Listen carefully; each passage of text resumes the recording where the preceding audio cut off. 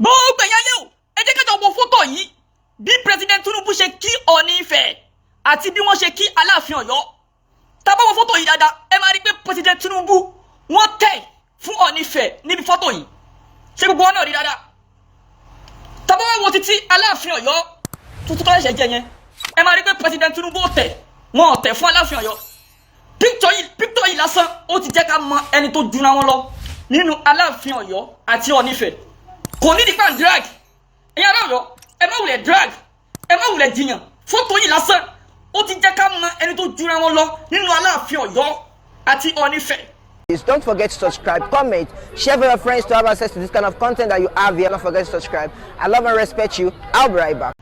ẹ̀yin náà wò dáadáa ẹ jẹ́ ká jọ wò dáadáa ẹ máa rí pé president Tinubu wọ́n tẹ̀ fún Aláàfin Ọ̀yọ́ tuntun wọ́n tẹ̀ o president Tinubu tẹ̀ o wọ́n nọwọ́ ni o màá play video yẹn gangan tẹ́ bá fi mọ̀ pé wọ́n tẹ̀ pé wọ́n nọwọ́ ni ẹ wá wo títí Ọọ̀ni Ifẹ̀ ẹ̀yin náà ẹ wo títí Ọọ̀ni Ifẹ̀ ṣe rí pé president wọ́n dìdí tẹ̀ fún Ọọ̀ni Ifẹ̀ ni gbogbo ọdẹ mọ̀ wípé president Tinubu wọ́n ju Ọọ̀ni Ifẹ̀ lọ lọ́jọ́ orí wọ́n dẹ̀ ju Aláàfin Ọ̀yọ́ lọ ní ọjọ́ orí but nítorí ipò tí Ọọ̀ni Ifẹ̀ wà tó jẹ́ ipò àwọn àgbàlagbà ló fi mú president Tinubu tí wọ́n fi tẹ̀ fún Ọọ̀ni Ifẹ̀ ṣáínà rí bí wọ́n ṣe tẹ̀ fún Ọọ̀ni Ifẹ̀ ẹ wò bí wọ́n ṣe kí Aláàfin Ọ̀yọ́ ṣe ti rí so eléyìí lásán ó ti jẹ́ ká mọ ẹni tó jura wọn lọ ó ti jẹ́ ká mọ ẹni tó jẹ́ olóyè aládé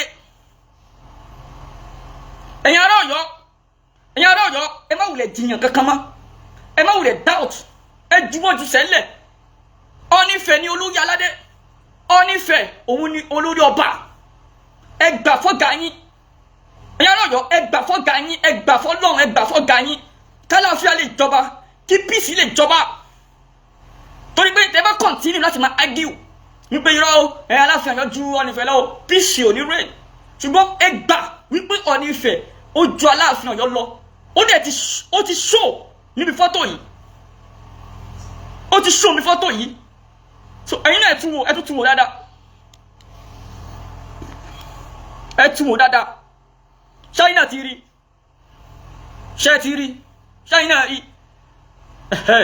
president Tinubu ò tẹ̀ rárá wọn ò tẹ̀ rárá ẹ̀dẹ̀ wo bí wọ́n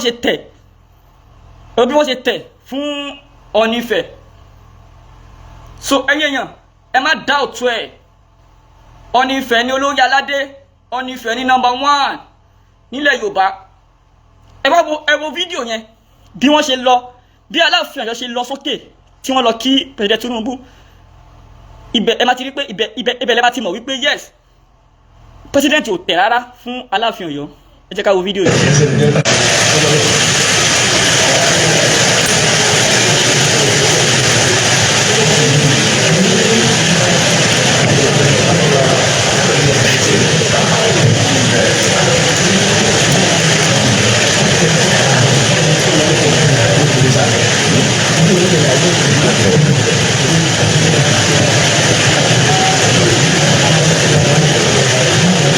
I miss you.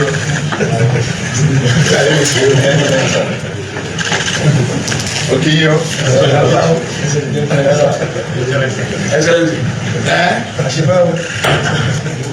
China ti rí ẹ máa rí pé president náwó direct ni ẹ tún wò president ò tẹ̀ rárá ẹ tún bẹ̀yẹ̀ wò.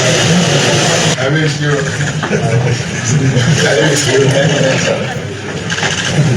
Okay, yo.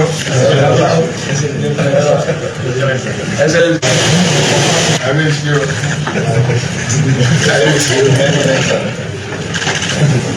Okay, yo.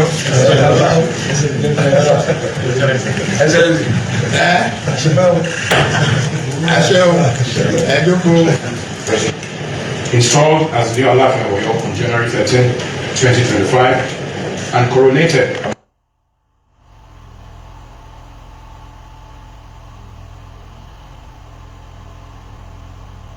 Gbogbo àwọn ọba tó wà ń bẹ̀ nìyẹn ni wọ́n ń ṣe oníkọ̀ọ̀kan yẹn àwọn ọba tó wà ń bẹ̀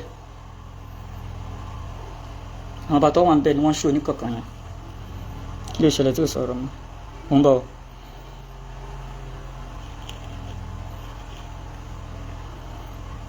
tuntun wò mí báyìí. So amú eléyìí wá láti jẹ́ kí ẹ̀yin ará Ọ̀yọ́ a fẹ́ jẹ́ kẹ́ argue mọ́, a fẹ́ jẹ́ kẹ́ máa jiyàn mọ́ lórí wípé talagba nínú Ọọ̀ni àti Aláàfin, a fẹ́ jẹ́ kíjà bẹ́lẹ̀ láàrin yín. Òun la ṣe mú eléyìí wá fún yín pé eléyìí lásán ó ti tó ní result. Tẹ́ bá dẹ̀ wo fídíò kan níbi tí president ti ń kí Ọọ̀ni Ifẹ̀ nígbà tí president fẹ́ make a speech níbi program kan ni mo ń bọ̀ níbi program kan ni. So president Tinubu fẹ́ make a speech níbi program yẹn. Sultan of Sokoto ó wà níbi program yẹn. Lẹ́yìn ìgbà tí president kí Sultan Sokoto tán, Ọọ̀ni Ifẹ̀ ló tẹ̀lé tí president kí. President Tinubu dé address, wọ́n address Ọọ̀ni Ifẹ̀ gẹ́gẹ́ bí olórí ọba aládé nílẹ̀ Yorùbá. Bẹ́ẹ̀ ni president ṣe address Ọọ̀ni Ifẹ̀ tí wọ́n sọ wípé chairman of the kìnìkan, chairman of Yorùbá kìnìkan king kìnìkan ìgbà kan. Ṣé máa pé Sultan Sokoto ní number 1 ní olórí gbogbo ọba. So nílẹ̀ Yorùbá Ọọ̀ni Ifẹ̀ tẹ̀lé wọn. So president jẹ́ tí wọ́n ti kí Ọọ̀ni Ifẹ̀ rí pẹ̀lú statement pé chairman of kìnìkan kings in Yorùbá land. Ṣùgbọ́n tẹ́bá wo statement bí president ṣe kí Aláàfin Ọ̀yọ́ bíbá, ẹ máa rí pé president wọ́n sọ̀rọ̀ tó jọmọ́ wípé bóyá Aláàfin Ọ̀yọ́ o òun ni olórí ọba o. Tẹ́bá wo fídíò yẹn dáadáa, ẹ jẹ́ tú fídíò yẹn, ẹ jẹ́ play fídíò yẹn kẹwàá, ẹ máa rí pé gbogbo nǹkan tí president fi sọ̀rọ̀ kò sí tó ti sọ wípé Aláàfin Ọ̀yọ́ lolórí ọmọ ọba ní ibì kan o kíní kan o.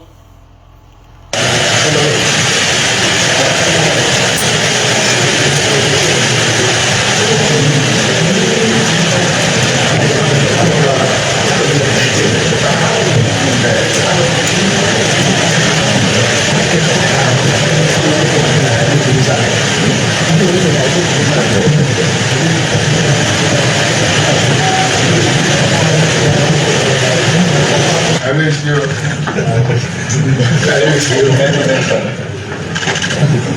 Okay, yo.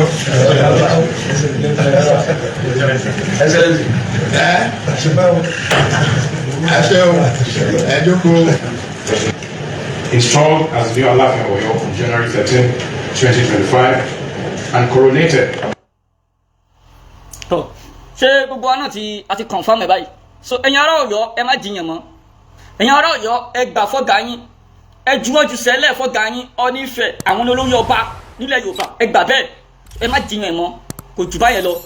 So ẹ má gbàgbé lẹ́ẹ̀kan sí ká tó lọ ẹ wo fọ́tò yẹn dáadáa, ẹ tún fọ́tò yẹn wò dáadáa ká tó lọ. Ẹ̀yin náà ẹ tún fọ́tò yẹn wò dáadáa, yìí náà ti rí, ṣe rí yàtọ̀. Ẹ bí president ṣe tẹ̀ ó yá, ṣe ti rí, ṣe náà ti rí, ṣe rí pé president ò tẹ̀ fún Aláàfin, ṣe ti rí president jẹ́ tẹ̀ fún Ọọ̀ni Ifẹ̀. Ká ní pé Ọọ̀ni Ifẹ̀ bá ju president lọ lọ́jọ́ orí ìsìn, a bá sọ wípé president o torí pé Ọọ̀ni Ifẹ̀ jù ọ lọ lọ́jọ́ orí ni wọ́n ṣe tẹ̀, but president ju Ọọ̀ni Ifẹ̀ lọ lọ́jọ́ orí fífi ni. So ipò tó wà lára Ọọ̀ni Ifẹ̀ ni president pọ́nlé tó fi tẹ̀. So ẹ̀yin ará Ọ̀yọ́ ẹjọ́ tó yọ Ọlọ́run, ẹ gbà fún ọ̀gá yín torí Ọlọ́run, ẹ gbà fọ́gá yín nítorí Ọlọ́run ẹjọ́. Bàbá kábíyèsí Ọọ̀ni Ifẹ̀, kábíyèsí o kádé pẹ́ lórí kí bàtà pẹ́ lẹ́sẹ̀.